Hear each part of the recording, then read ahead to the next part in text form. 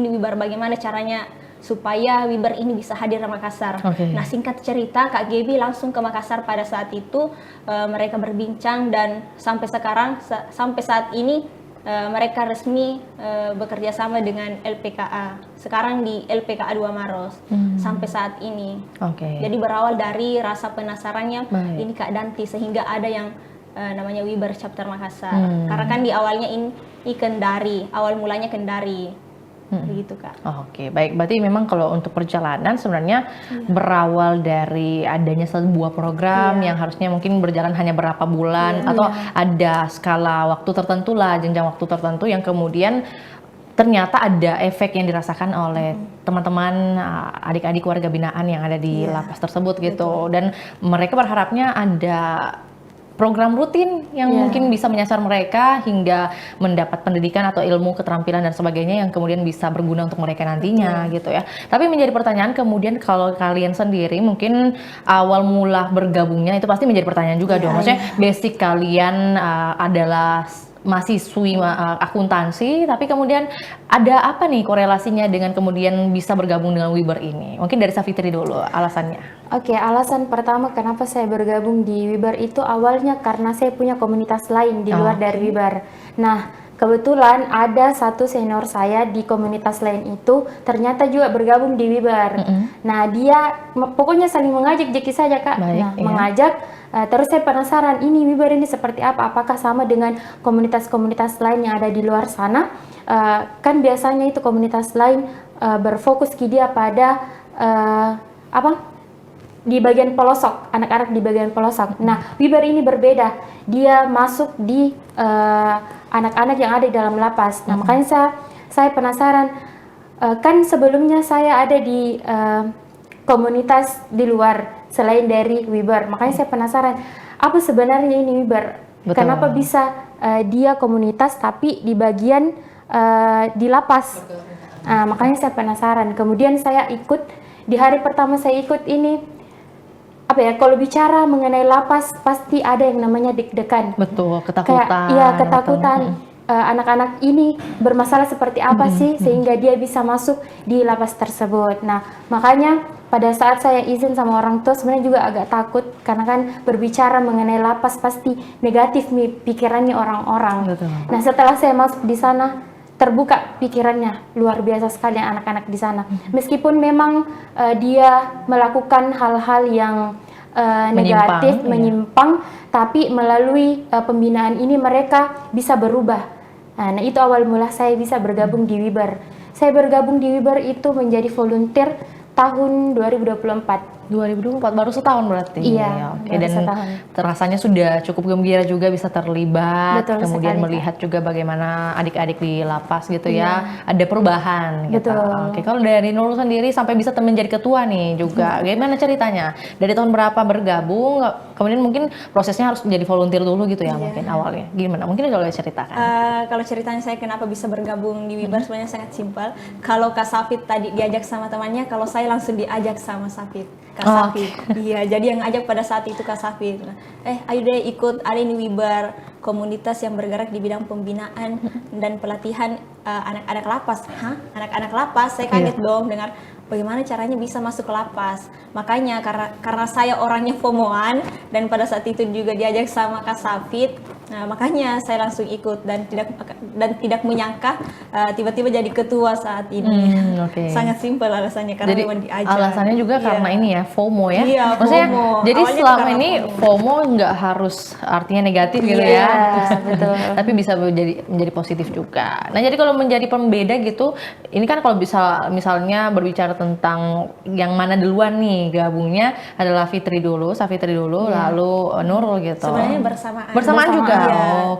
Bersamaan langsung. Bersamaan. Nah, terus apa yang kemudian membedakan Wibar dengan komunitas lainnya nih? Tadi ada juga basic dengan komunitas sebelumnya, mungkin yang lain di luar Wibar gitu. Apa yang paling membedakan menurut Safitri? Yang paling membedakan sebetulnya dari pembinaan dan pembelajarannya. Jadi kan kalau misalnya komunitas lain itu biasanya mereka berfokus pada anak-anak di pelosok. Nah, berbeda dengan Wibar, kita memang berfokus pada anak-anak pembinaan yang ada di lapas. Kemudian untuk pembelajarannya juga berbeda. Kalau biasanya di komunitas luar itu komunitas lain, dia ada yang namanya calistung dan lain-lain. Nah, kita berfokus pada membacanya mereka, Baik. menulisnya mereka, kemudian ada yang namanya pelatihan.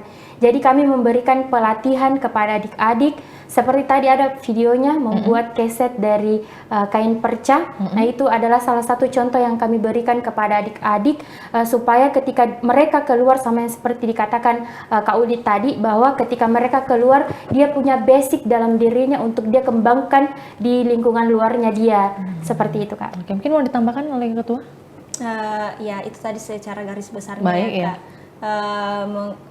Kita berbicara mengenai perbedaan, tentu kita sangat berbeda dari yang lain karena memang kebanyakan komunitas itu pasti bergeraknya di luar dinding pembinaan, tapi sebenarnya ada anak yang sangat membutuhkan perhatiannya kita, mereka yang dicap dengan berbagai jenis labelan, kriminal lah, apalah, itu tentu yang paling membutuhkan sebenarnya. Karena kan sudah banyak nih tadi komunitas yang bergerak di bidang pendidikan tapi di luar dari dinding pembinaan. Betul. Sama yang dijelaskan dengan Ibu Ustaz. Oke, berarti kalau berbicara tentang pendampingan, kebutuhan gitu ya, apa yang kemudian membedakan dari warga binaan atau juga adik-adik kita yang di LPKA dengan yang ada di lapas perempuan? Sebenarnya ada perbedaan nggak gitu? Ya pasti dari segi usia pasti beda, jadi kebutuhan atau treatmentnya juga berbeda. Tapi yang bisa mungkin disampaikan ketika teman-teman sudah ada di lokasi gitu ya, apa yang Anda lihat, gambarannya seperti apa gitu? Dari saya mungkin. Iya boleh. Karena kami belum pernah terjun langsung di lapas perempuan. Karena kami resmi kerjasama itu pas 11 Desember, jadi belum pernah berinteraksi langsung dengan warga binaan, cuman sudah sempat dispilkan sedikit dari petugas lapasnya.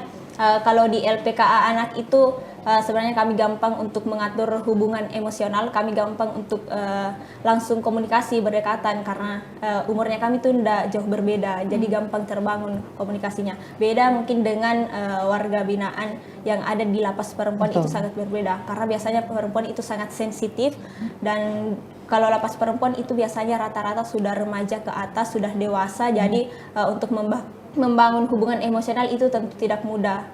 Gitu mungkin. Oke, cukup atau mau ditambahkan mungkin Safi? Sedikit Bedanya iya. Ya, sedikit tambahan untuk di LPKA itu, Kak, kami berfokus pada pembelajarannya mereka. Karena kebetulan kami belum pernah juga masuk di LPP, jadi kami tidak bisa mendeskripsikan secara langsung, secara luas apa perbedaannya sebenarnya LPP dengan LPKA. Cuman kalau dari pembelajarannya tentu berbeda karena anak-anak di LPKA itu dia usianya di bawah 20 tahun.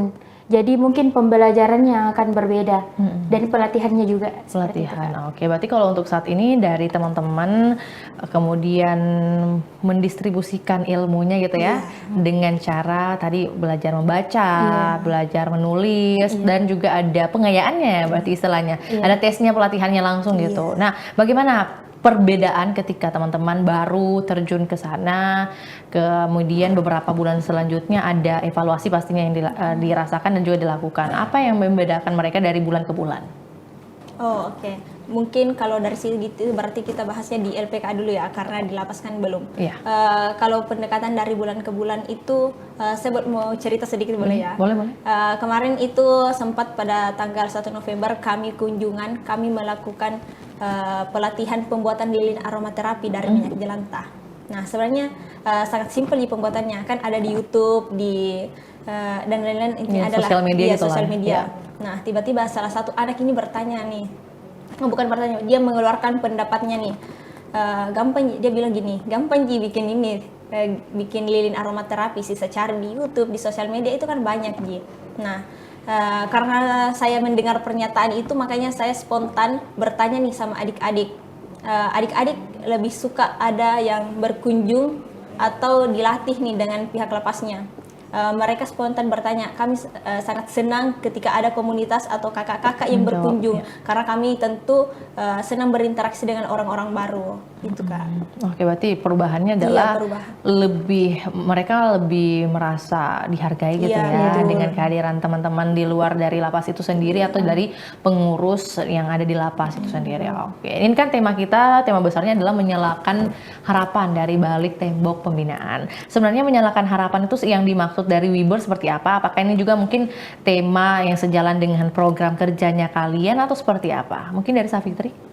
Kalau untuk temanya ini diambil, kenapa? Karena kami berharap adik-adik di lapas ini punya harapan baru untuk keberlangsungan hidupnya di kemudian hari ketika dia sudah lepas dari lapas. Kemudian untuk tembok pembinaan sendiri sebenarnya tema ini diambil bukan karena kami merasa bahwa tembok pembinaan ini tempat mereka belajar, bukan tempat mereka dikurung. Seperti itu, Kak. Jadi meskipun dia berada dalam tembok pembinaan, bukan berarti harapan baru yang dia inginkan itu tidak akan tercapai di kemudian hari. Makanya kami berharap adanya kami Wibar ini bisa membantu adik-adik memiliki harapan baru untuk masa depannya. Seperti itu, Kak. Menyalakan harapan gitu ya. Iya. Bagaimana mungkin secara sederhana ya, memang kalau dibaca atau didengar kayak ya apa ya istilahnya, sekedar kata-kata gitu, tapi Iya. ternyata ada proses begitu di baliknya yang tentunya dirasakan oleh teman-teman warga binaan gitu. Nah, jadi pertanyaan juga untuk Wibar Chapter Makassar, total ada berapa orang dong yang sudah bergabung saat ini? Nah, kalau untuk di periodenya kami ini, karena kami belum pernah open volunteer, Oke. sekitar 12 orang ya. 12 Iya, orang. pengurus. Oke, pengurus di luar dari teman-teman yang diajak ini ya Iya, bergabung. volunteer. Iya. Oke, 12 pengurus, itu strukturnya ada apa saja? Ketua, sekretaris, bendahara, kemudian ada divisi kurikulum, terus ada apa lagi, Pupdo, Oke. iya, Jadi SDM. memang seperti organisasi atau komunitas pada umumnya, Iya, tapi maksudnya arah dan tujuannya yang paling berbeda Iya, signifikan. berbeda. Gitu. Oke, nah kalau berbicara tentang stigma gitu ya, tadi mungkin basic atau yang diceritakan oleh Safitri awalnya juga takut, terus dapat penolakan juga dari orang tua dan sebagainya. Ini kalau tadi Nurul kayaknya nggak sempat cerita, apakah ada penolakan juga dari orang tua atau seperti apa dukungan dari keluarga? Kalau dari kedukungan keluarga tentu alhamdulillah didukung, karena dia juga sebenarnya penasaran, kenapa? Oh, dia bertanya, oh ternyata ada anak-anak yang di penjara, karena kan mereka berpikirnya kalau dia bisa di penjara itu di atas 17 tahun. Jadi kalau berbicara mengenai penolakan, Betul. tidak ada penolakan. Oke, baik. Nah, stigma yang paling berat mungkin dari cerita-cerita adik-adik di LPKA itu yang sempat kalian rekam di memori atau juga pernah diceritakan ke teman-teman agar ada perubahan dari stigma yang negatif menjadi positif, seperti apa yang mereka resahkan gitu? Nah, saya mungkin Boleh ditambahkan juga, pastinya beda-beda kan gitu. Ada adik-adik lapas di sana, ada berapa orang, terus pasti beda-beda yang kemudian didampingi gitu kan? Iya, betul. Nah, kalau berbicara mengenai stigma tentu ada. Kalau mereka di dalam pasti mereka dilabelkan dengan istilah anak kriminal, orang jahat, tidak mau berubah. Nah, stigma ini atau label ini ketika mereka bawa keluar, tentu label ini tidak bisa dihapus begitu saja. Tidak semua orang bisa menerima label itu, tidak semua orang bisa tidak semua orang bisa memberikan kesempatan kedua. Mereka berpikirnya bahwa mereka orang jahat. Jadi itu sebenarnya stigma yang paling berat yang mungkin warga binaan ini rasakan. Baik, kalau dari Safitri ada perbedaan? Kalau dikatakan stigma tentu saja Kak, ada stigma negatif. Saya pernah cerita sama salah satu adik di lapas, kita sebut namanya Opet. Jadi saya cerita, pertama kali ketemu dengan Opet ini, langsung dia cerita kenapa dia ada di sini, apa kasusnya dan lain sebagainya. Kemudian dia mengatakan bahwa saya adalah orang yang buruk. Dia langsung mengatakan, Kak, saya adalah orang yang buruk, tapi saya berharap bahwa ketika saya keluar dari lapas ini, saya menjadi orang yang jauh lebih baik. Di situ saya langsung tersentuh bahwa meskipun banyak sekali orang yang mengatakan bahwa anak-anak lapas ini adalah anak-anak yang nakal, anak-anak yang pokoknya negatif sekali nih. Tapi setelah Opet mengatakan itu, saya langsung berpikir bahwa oh ternyata mereka juga punya keinginan untuk menjadi lebih baik. Jadi meskipun ada stigma negatif dan pasti tidak bisa dipungkiri Kak bahwa stigma negatif itu tidak mereka dapatkan di luar sana ketika mereka bebas. Tapi kami berharap apapun itu stigmanya mereka sudah berjuang di lapas tersebut, karena tentu saja berat sekali apalagi jauh dari keluarga. Begitu Kak. Dan yang mungkin boleh kalian bagikan gitu ya ketika melakukan pendampingan, kan tadi tidak semua orang atau adik-adik di lapas bisa langsung terbuka gitu untuk menceritakan bagaimana yang mereka sudah lakukan, penyimpangan apa yang sudah mereka lakukan. Tapi kalau dari kalian sendiri, apakah ini terlepas dari boleh atau tidaknya kalian jawab gitu ya, apakah boleh disampaikan bahwa mereka rata-rata mungkin atau kriminalitasnya atau seperti apa sih pelaku yang mereka lakukan, penyimpangan yang mereka lakukan gitu? Mungkin dari saya, Iya. penyimpangan yang mereka lakukan itu sebenarnya hal-hal umum. Contoh misalnya mencuri atau narkoba, peredaran uang palsu juga ada. Dan sayangnya, sangat disayangkan karena kebanyakan dari mereka itu justru melakukannya bersama dengan orang tuanya. Jadi dia tidak melakukannya sendiri. Sangat disayangkan karena memang dari lingkungannya yang mengajar seperti itu. Iya. Maksudnya ini kan juga di luar sana pasti Tribuners penasaran, karena tadi juga sempat kita bahas bahwa kita tahunya bahwa ketika seseorang ditahan itu biasanya di atas 17 tahun. Tapi ternyata bahwa ada juga anak-anak atau remaja yang di bawah 17 tahun tapi sudah kemudian ditahan dan bahkan ada di lembaga permasyarakatan gitu. Oke. Dan ternyata yang menjadi pemicu sampai mereka melakukan tindakan itu asalnya dari lingkungan mereka sendiri gitu. Oke, itu tadi cerita dari Safitri bahwa ada Opet ya, namanya yang di apa ya istilahnya samarkan gitu menjadi Opet, dan mereka dia cerita bahwa ingin berubah lah. Kalau dari Nurul sendiri ada cerita nggak yang bisa dibagikan ke kita, kisah gitu yang mungkin bisa menyentuh hati kita semua? Kalau dari kisah mungkin tidak jauh berbeda dari Kak Safit. Rata-rata anak di sana itu kalau suka cerita pasti karena lingkungan keluarganya yang tidak mendukung. Saya sebut namanya saja si A. Si A ini pernah cerita ke saya, Kak, kenapa bisa kita, dia bilang gini, Kak, kenapa kita mau berkunjung ke sini? Padahal kan dia mau keluar, dia cerita begitu. Nah di situ sebenarnya sangat menyentuh hati karena langsung spontan pertanyaannya, dan spontan juga langsung dia mikir, oh ya kenapa saya mau ke sini? Padahal kan anak-anak yang ada di sini justru mau keluar, mau bebas, tapi kenapa kita justru mau ke dalam dinding pembinaan? Dan itu sangat menyentuh hati saya. Oke. Dan bagaimana kemudian respon dari pihak lapas sendiri dengan kehadiran Wiber mungkin yang secara berkala pasti ada program gitu ya yang kalian lakukan? Responnya seperti apa? Apakah sempat ada penolakan dulu atau langsung welcome atau seperti apa ceritanya? Langsung welcome Kak, sangat welcome karena mereka memang sangat terbantu, dan katanya juga karena anak-anak binaan suka, jadi makanya biasa dipertanyakan kapan kami lagi kunjungan. Berarti untuk program yang sedang berjalan atau program prioritas kalian ada pada program apa nih? Pelatihan dan pembinaan. Pelatihan dan pembinaan. Nah, pelatihannya tadi adalah membaca, tulis, kemudian pelatihan. Kalau itu pelatihan sampingan sebenarnya. Yang utama itu biasanya kreativitas tangan. Contohnya yang pernah kami lakukan, pelatihan pembuatan keset kaki, pembuatan lilin aromaterapi yang akan datang itu contoh pembuatan gantungan kunci dari resin. Pelatihan yang seperti itu, Kak.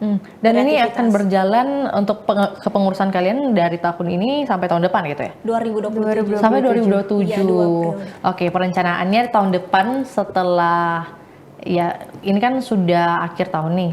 Apakah ada dalam waktu dekat ini atau langsung di tahun depan nanti program kerjanya lagi? Langsung di tahun depan, Kak. Oke, bulan berapa kira-kira? Bulan 1. Bulan 1 ada program apa aja? Mungkin boleh jelaskan yang mau berjalan gitu. Yang utama itu yang diutamakan dulu ada pelatihan pembuatan gantungan kunci dari resin itu di LPKA, dan pelatihan apalagi namanya, kalau di LPP itu karena kita belum pernah kunjungan, jadi untuk pertama kalinya tentu kita harus membawakan materi dulu, dan itu requestnya dari pihak lapasnya sendiri, silahkan dibawakan materi tentang keperilakuan karena warga binaan itu tidak langsung welcome, makanya kita berikan dulu materi seperti itu. Dan juga ada requestnya mengenai pelatihan MC, pelatihan public speaking, itu kalau dari lapas perempuan. Berarti sudah ada request juga, sudah ada komunikasi juga lah ya. Betul. Kan kemarin tanggal 11 Desember ya, sudah Iya. ada kerjasama dengan lapas perempuan yang ada di Goa ya? Iya, di Sungguh Minasa. Sungguh Minasa Goa, dan untuk LPKA-nya ada di Kabupaten Maros. Iya, betul. Oke, nah ini kalian tentunya kan adalah kerja-kerja atau aksi-aksi yang mulia gitu, yang kemudian pastinya non-profit. waktunya tersita, apalagi ya. Paling banyak sih pasti waktunya yang tersisa gitu. Pikiran mungkin juga, beban pikirannya mungkin bertambah, memikirkan program apa sih yang sesuai dengan teman-teman adik-adik di lapas sana, atau juga perempuan-perempuan yang ada di lapas perempuan gitu. Nah ini yang kemudian ingin kalian capai atau visi kedepannya ada pada hal apa nih sebenarnya?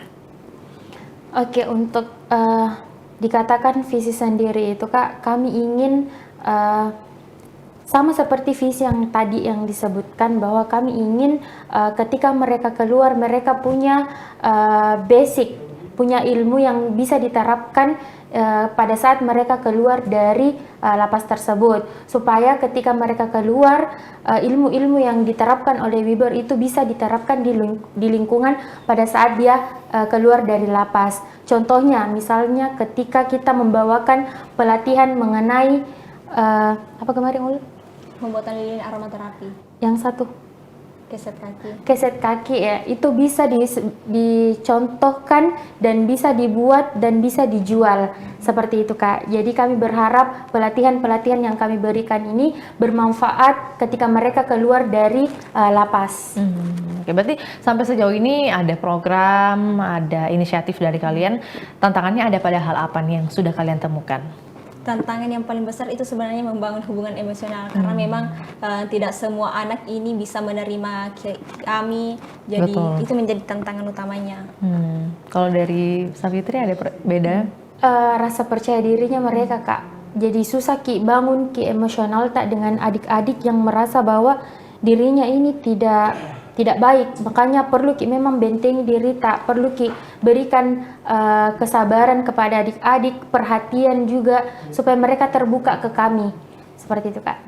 Berarti sampai saat ini bentuk kolaborasi yang paling dinantikan atau yang dibutuhkan oleh Wibor Chapter Makassar ada pada hal apa ini? Apakah mungkin menggandeng pemerintah kah atau juga komunitas lain kah yang sejalan atau seperti apa? Boleh disampaikan, mungkin akan disaksikan oleh ribuan orang nanti nih. Saya mungkin berbicara mengenai apa lagi tadi, harapan, kolaborasi. Berharapnya kok bisa kolaborasi dengan siapa saja gitu. Tentu kami sangat berharap untuk mengajak teman-teman komunitas yang memang punya basic atau skill yang bergerak di bidang kewirausahaan, yang bergerak di bidang kreativitas tangan. Kami sangat mengajak teman-teman komunitas untuk kerjasama, untuk memberikan pelatihan langsung nih kepada adik-adik. Jadi untuk seluruh komunitas yang ada di Makassar dan yang terbuka untuk diajak kerjasama itu kami sangat welcome. Oke, ditambahkan mungkin oleh Savitri untuk ajakan buat teman-teman untuk bisa mendukung juga seluruh program atau juga bisa menjadi mitra atau juga bisa menjadi volunteer bahkan. Oke, kami mengajak kepada seluruh komunitas yang ada di Makassar untuk bergabung bersama kami untuk menjadi teman berkolaborasi bersama kami di LPKA Maros. Oke. Terakhir mungkin untuk closing statement dari teman-teman, kita mau dengarkan juga ajakan atau juga mungkin motivasi yang mau diberikan kepada seluruh warga binaan. Mungkin nantinya podcast ini akan disaksikan oleh mereka juga gitu ya, pada kesempatan yang mungkin bisa saja kalian tampilkan nanti ketika berkunjung gitu, ataupun juga mungkin bagi masyarakat agar bisa lebih menciptakan lingkungan yang inklusif dan juga berempati. Dimulai dari Savitri dulu, lalu ditutup oleh Nurul. Oke, untuk harapan ya Kak ya? Iya.